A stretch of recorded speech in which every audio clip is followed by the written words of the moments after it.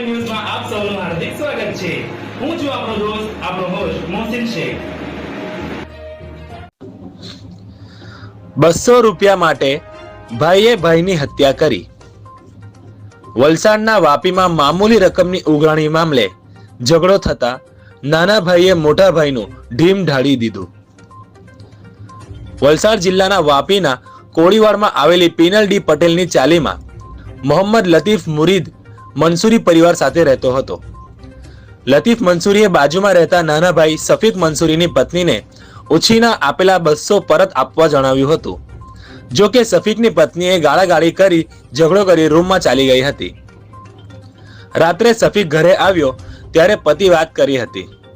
બાદમાં સફીક બાજુમાં રહેતા મોટા ભાઈ લતીફના ઘરે ગયો હતો। સફીકે મોટા ભાઈને મારી પત્ની સાથે કેમ બોલાચાલી કરી એમ કહી ગાળો આપી ઝઘડો કર્યો હતો। બે ભાઈઓ વચ્ચેની મારામારીમાં ઉશ્કેરાયેલા સફીકે લાકડા વડે મોટા ભાઈ ઉપર હુમલો કરી તેને ઢસડી ઓટલા ઉપર આવી પથ્થર વડે જીવલેણ હુમલો કર્યો હતો।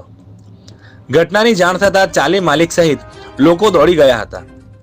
જો કે માથાના ભાગે ગંભીર ઈજા થતા લતીફ અંસારીનું જેની ઉંમર 40 વર્ષ છે જેનું ઘટના સ્થળે જ મોત થયું હતું।